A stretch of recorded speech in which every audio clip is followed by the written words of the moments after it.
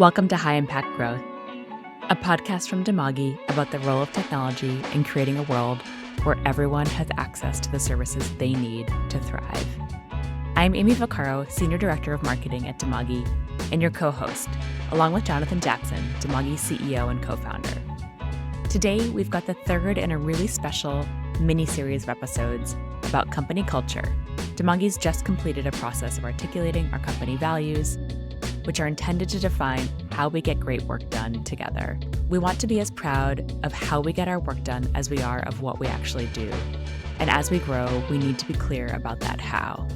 So today, Jonathan and I are speaking with Lucina Tse, Chief Operating Officer, Gillian Javetski, Chief of Staff, Avni Singhal, Senior Customer Success Manager, and Simon Kelly, Director of Server Engineering, to hear about our third new value, which is evolve by openly learning and sharing. First, I'll read through the value. No single person or organization can achieve our vision alone. We must work as partners, not vendors, to proactively understand our respective challenges, the impact we want to make, and to collaboratively chart the best way forward. We learn from what we're doing and are unafraid in sharing those lessons, even when we wish the results were different. And then within that, we've got 4 sub-bullets. We start with why. We out-collaborate rather than out-compete. We use data to drive decisions, and we speak up. So I'm really curious to hear from folks on this call. What does this value mean to you? Why is this so important to Dimagi? Yes, I think the out collaborate piece really stands out for me on this value. And a lot of our partners, to my mind, like Dimagi's had a lot of experience working across healthcare, across ag, across education. Yet we always approach a new partner as a unique new project that we're starting from scratch. Like we have a strong product, we have a strong method, but we're always looking to learn through our partners. And I think that's what makes us really strong, that there's always value in approaching things from a fresh slate. Simon, over to you. Yeah, thanks. There's a couple of things that come to mind with this value.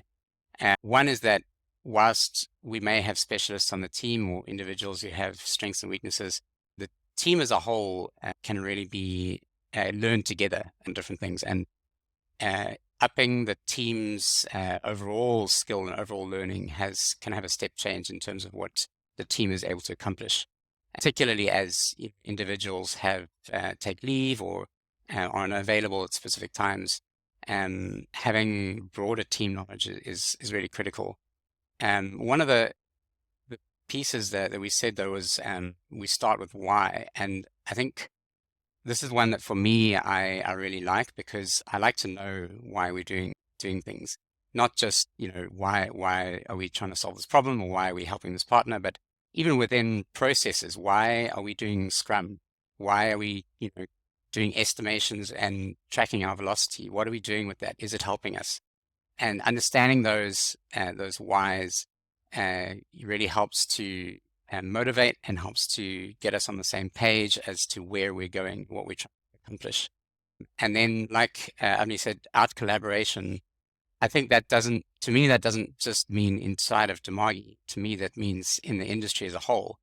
Dimagi is interested in solving these big social problems, and we realize that we can't do them by ourselves. We're providing components of that, but we need to work with our partners and not just be a vendor and a supplier, but really partner with others, and not just with organizations who are using our software, but other organizations in the same space who are doing similar work, so that together we can raise the bar on a global scale. I also like how this value shows up on so many different levels, both externally, internally.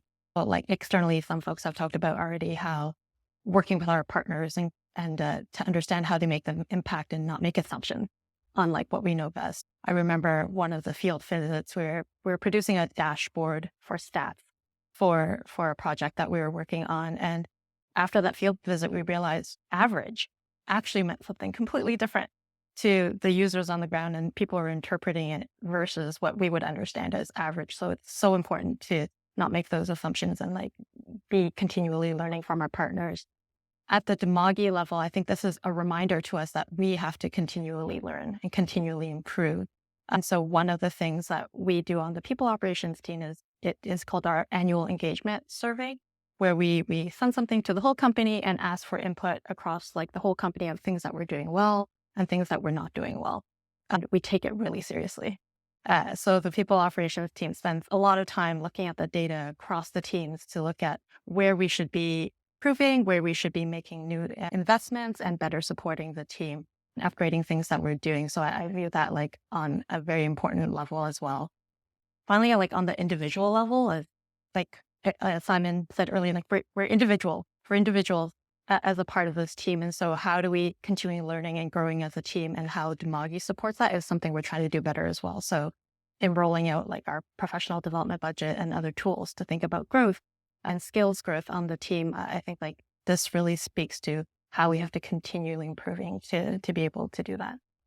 I think one of the things that I was really excited about is it's no surprise that some of these values intertwine a bit, right? So one of the values that I think a lot of us are really excited about is doing really bold things here. We're often the first people to do things. And as long as we're bringing that humility, we like go for gold and strive to do big things. I see that really ingrained in this value in some ways, where this is something that I know we can provide better guidance to our team on, is that if you have a bold idea, that's great. And we also want to make sure that you're kind of going through the evolve by openly and learning and sharing process. So you're able to articulate that bold idea with starting with why. Why are we pursuing this?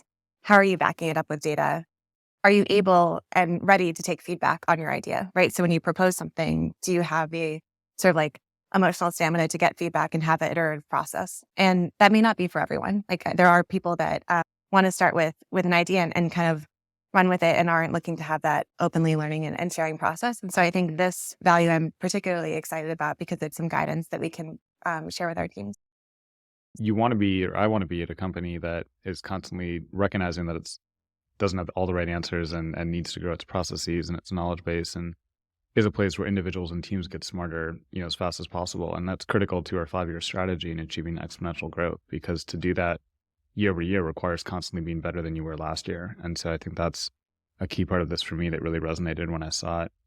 The other on We Speak Up, I think is an interesting one that I definitely agree with, but is not for everyone. And we just talked about this again when I was in South Africa with a lot of our teams from different countries in Africa. And that's not necessarily comfortable for a lot of people in any culture, but there's a lot of challenges in speaking up and trying to offer feedback to people and making your teammates better. For a lot of people, it's easier just to stay quiet and not, offer that insight or feedback to help your teammates improve. And here we really expect that. We expect that from people, because by not sharing that feedback, you're not helping your teammates get better. And by not helping your teammates get better, we're underperforming and not achieving our impact team or profit goals. But that's something that is certainly not for everyone. And Lucina and our people operations team have been spending a ton of time training the company, training each other on how to provide really pointed, positive, and useful feedback, and speaking up about how to achieve that growth in each other is critical. And I know we've all probably been at companies where that wasn't true, and it really hinders your ability to evolve and get better at your role when you don't have really useful, positive feedback and constructive feedback, from your peers and your manager.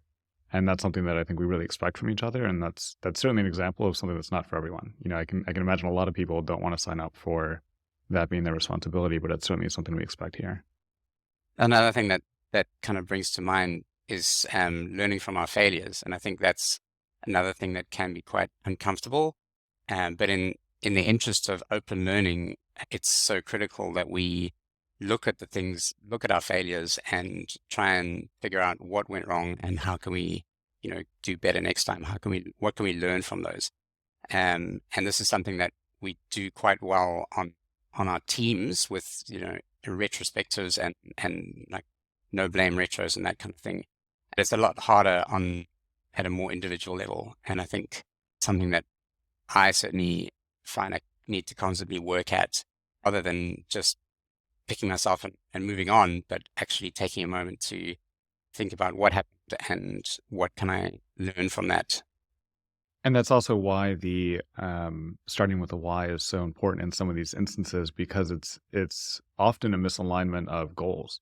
I thought we were just doing this to get the client off our back, and somebody else is like, no, this is the most important thing on the project. Why didn't we be more specific or gather better requirements here, or internally when two teams have a huge disagreement on the prioritization or the value of a thing that we're doing. And so starting with that why to create that shared understanding, that in and of itself is a critical skill that enables that feedback to be much more easy to give and deliver to help your teammates grow, is because we have that shared foundation of why we're doing it in the first place. Without that clarity, it can become very difficult to give feedback because we weren't aligned on what we were even trying to accomplish together as a starting point. This has been just really cool to hear folks' reflections and examples here. And I think I recently picked up Carol Dweck's mindset, which is about kind of the growth mindset. And I think it's been really fascinating to read that because I feel like I see that in action at Dimagi in terms of how we approach things and just really being open to the need to learn new skills, to figure out how we need to take this company forward and have the impact we want to have. And I think it definitely makes Dimagi a really special place. And, I can say just from having been here a year and a half, like I've learned more in the last year and a half than a lot of phases of my career because I'm actively pushing myself to try new skills, learn them, go outside to find those skills. And I see it on, I'm on the marketing team and across the marketing team, right, where people daily are picking up new things and new things that scare them and kind of leaning into those new types of tasks. And I think it makes it really fun. And again, it's also not for everyone, right? There's a certain type of person that wants to be or needs to be growing, and Dimagi attracts those types of folks. Was there anything that we didn't mention around Evolve by openly learning and sharing that you wanted to share or add? I think like when Gillian was talking about how Dimagi, and even Amy, when you were talking about how Dimagi is not for everyone, the one thing that comes to mind is that we have a very strong culture of own up to your own mistakes. So raise your hand whenever you feel like there is something that you could have done better, either to get support or to just own up to it. And I think that can be particularly challenging because as humans, when we make a mistake, we're inclined to be defensive. We're inclined to be find another way out of it. But at least for me, it's pushed me to be a little more real with myself, not just for my work, but how do I take this back into my life where I understand where I could have improved? And I think that's not very easy for a lot of us. And we consistently push the boundaries, even at a personal level. So I really appreciate that. I would also just add to that. I think we have a culture as well where, for example, like when we do our biweekly all hands meetings where the whole team comes together and we present on a topic and we always have an open Q&A session at the end. We have a rule that no matter what question you submit, it's going to be asked. And so some of them are tough, but by having that like open communication, that's the only way that we can learn too. On the out collaborate rather than out compete. One of the reasons, this was also a tagline that I used, over 10 years ago. And one of the reasons for this was there's not enough profit in our industry to successfully outcompete each other. Like the only way we're going to create our shared goals is by being better and better at collaborating with each other over time. The need in the world is so great. The amount of funding going to it is not increasing nearly at the rate we need it to with war and climate change and all of the pre-existing problems we had. And so the only way that we're going to succeed as an industry is by getting smarter collectively and by collaborating better collectively and by sharing collectively. And so that's something that we deeply believe and we live that up both internally and externally. But outcompeting people just doesn't work in our industry because there's not enough profit to succeed with that kind of mindset. Thanks so much to Lucina, Gillian, Simon, and Avni for joining us today to unpack Evolve by openly learning and sharing. I also want to give a shout out to Dimagi's Values Council, who crafted these values. Avni and Simon, who you heard from today, as well as Clara, Kim, Candice, Kodu, Kai, Zohaib, Juan, and Olivia. And a shout out to a couple other folks who helped us along this journey: Michelle Melendez, Shane Metcalf, Catherine Turner, Dimagi's Diversity, Equity, and Inclusion Council, and many, many Dimagiers who gave input along the way. That's all for today. On the next episode, we'll continue with Dimagi's fourth and final value: embrace complexity for impact. Please take a moment to rate, review, subscribe to this podcast, and share this episode if you found it useful. It really helps us grow our audience and our impact. And write to us at podcast@dimagi.com with any ideas or questions. We'd love to hear from you. Thanks so much.